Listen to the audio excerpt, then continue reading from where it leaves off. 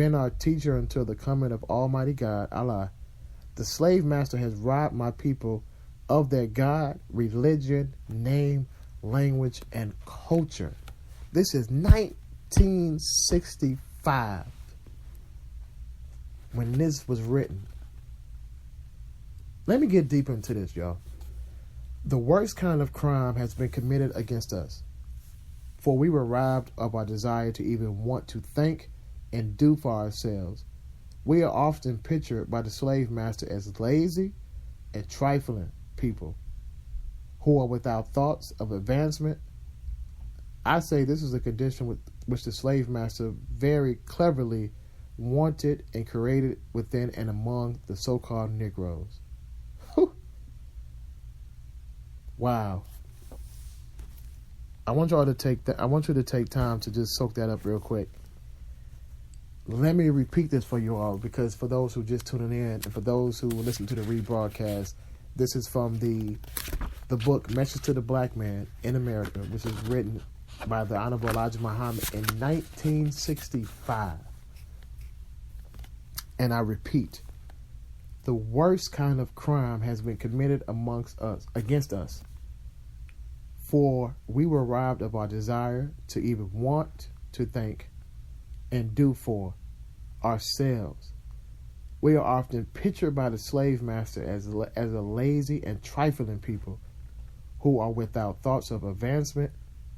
I say this is a condition which the slave master very cleverly wanted and created within and among the so-called Negroes. This was written in 1965. I can't stress it even further, because this was the mindset that Elijah Muhammad realized that the white man at that time had towards black people. And let me not make it a race issue so we can understand. But we know, but I want to be proper in saying this, because some of us are our own enemy too. And some of us, and I like to use the word oppressor. I don't like to say white, black, and whatever. I'm going to say what it is. The oppressor, right, in 1965 had this mentality. Let me tell you how, let me ask, how has that changed in 2017? It hasn't. We're still perceived as being lazy, as being a trifling people. I mean, come on, people. So my question is that how do we change that? And that was 40, 50 some years ago. And that hasn't changed at all. I mean, I need some answers for this, because I don't understand how we think that. I mean, this is ridiculous, man. If anybody has an opinion on that, if you're listening, you can call in 478-485-2065. And let's just talk about one particular point. That how the same perception or the same way black folks is perceived were perceived then, 1964, 1965, and now in 2017. You know, so let me read one more thing that goes hand in hand with this conversation. Is the chapter from the book Message to the Black Man in America by Elijah Muhammad, and the chapter that begins with "Get knowledge to benefit self." So it reads, "I am for the acquiring of knowledge, for the accumulating of knowledge, as we now call it, education.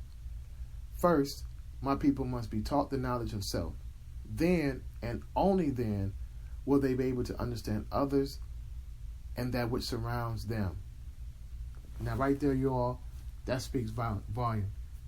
And for those who may not understand what it simply means, is that in order, before you can tell and find out who your enemy is, what the problem is, what the oppressor is, you must know yourself first. And you must know your people first and yourself first And then you can know what you're going up against. You can know what's not for you, what's not becoming of you. This was 1965, you all.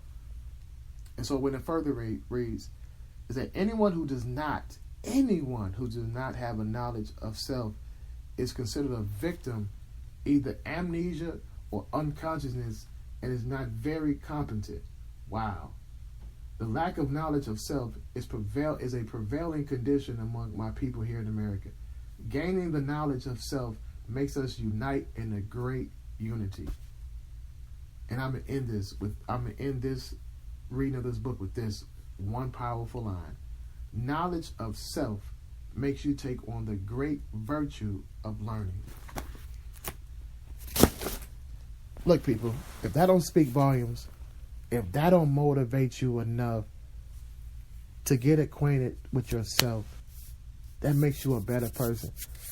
Now, let me be honest with you, though. Getting to know self, right? It helps you. It's good for your morale. It's good for your self-esteem. And it's good. We need it as black men and black women. We need to really get in tune with ourselves and get to know us. Because a poor man can't teach a rich man how to make money. So a depressed and oppressed person can't teach me how to be free. I don't care how you look at it. So for those who think, we've gotten so educated over the years, right, with so many degrees, and you got so many people that are so smart, but yet still so dumb and dumb of self. Take time to get to know yourself. And this what the message was, part of the message, and the excerpt I read from the message to the black man, that in order for you to know your surroundings, you must know yourself first. Now, in getting to know yourself, it doesn't mean that, oh yeah, I'm all natural, right? And yeah, girl, I got my hair, I'm natural power, and fellas like, yeah, I got these locks and, beard gang and this and that. No, that doesn't make you black. That doesn't make you more black. That doesn't make you for your people. No, that's just an image, right? That means you feel good about your nappiness. That means you feel good about your naturalness. That's a great start. But knowing where our culture derived from, where America got the heart of America, where it came from, was from the backs and blood of slaves. But slaves we weren't slaves. We weren't dumb and incompetent people. We were kings and queens, and we were teachers, and we was inventors, and we were scientists, and we were doctors, and we was et cetera, educators, and et cetera, et cetera. So my thing was that you think that this knowledge or this disappeared? Nah. You got to know the reason why, first and foremost. I don't think people even realize, and this may sound crazy, why we were enslaved in the first place. Or why we were such a commodity to enslave. They could have enslaved anybody else. But why enslave Africans? Why? Because the world revolved around Africa. Timbuktu. You know what Timbuktu is? People say, man, I got people back in the day, old school folks they get to arguing and fighting and say little slick stuff and say like, man, I kick your ass from here to Timbuktu. For those who don't understand, Timbuktu is a real legitimate place. Timbuktu was the world's first library, right?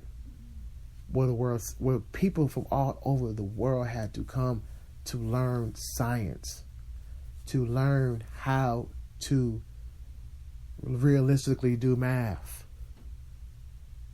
it was like the world's first college. And so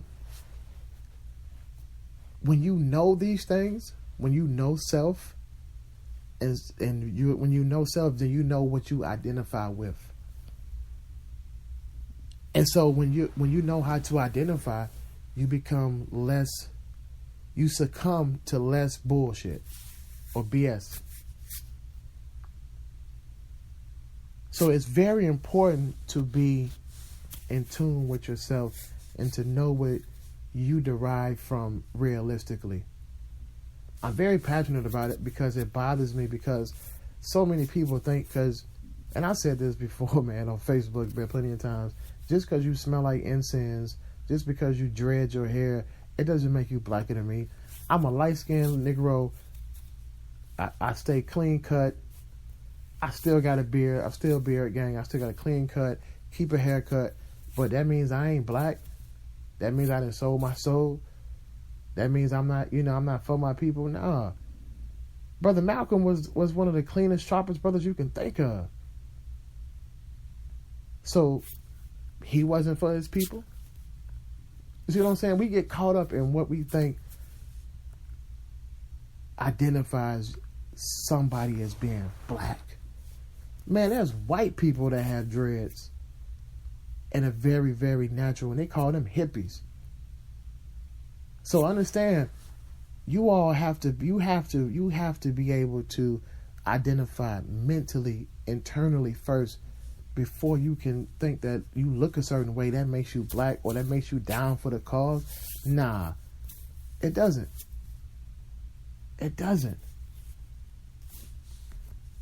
If you even know where dread in your head come from, that comes from a goal, a purpose, a belief. You're dread locking to something. That means you're locking on to say, hey, I'm not cutting my hair. I'm locking my hair because I want to X, Y, and Z, blah, blah, blah. That's a whole deeper subject, but I want people to understand that it's crazy that we're still talking about self-identifying in 2017. Because somewhere down the line, the ball has been dropped on that. It's all about, the world is so open and free and everything, and so many things are accepted. But why are so many of the wrong things accepted? Please ask yourself that. So look, I don't want to get so powerful when you're in the night. I don't want to sound like I'm preaching tonight. I just want you to understand that we're in a time, February, Black History Month, it comes and goes. It seems like February is now tax season, and we're overlooking, because what we absorbed and learned as kids, we need to be passing it down to ours. So many people that are listening to the show, and my friends and their friends, and I know they went to HBCUs and they went to this and that, and you got to instill some of that knowledge into your immediate surroundings, because you'd be surprised how many people don't know the simplest things about our race, about our culture. And I hate when people say race, but let's talk about our culture, because it's not just a race, because it was our culture. So I hope I'm not losing anybody on that tonight. I just wanted to speak on that because, like I said, this is what the show is all about. This is what SUT is about. Simply United Together. WSUT Radio. Simply United Together. Because we, across this country, across this world, and our communities, need to strengthen our communities. It is important that we do this. I'm not here speaking on saying that I'm not for the protests and the BS. I'm here for action. And action starts with building and strengthening, educating our communities on laws, educating on our people on eating consciously, right? Being active lifestyles. And for those who know me that listen to this, I that was my motivation behind coaching kickball. For those who don't know, I'm a competitive coach in kickball. And it started out where it was just simply for an alternative way for women to have an active, healthy lifestyle. And I saw a need for it because I would see, I play softball as a recreation and fun and tournament softball. And I would see the wives and different, you know, parents, girlfriend, all kind of shit. And women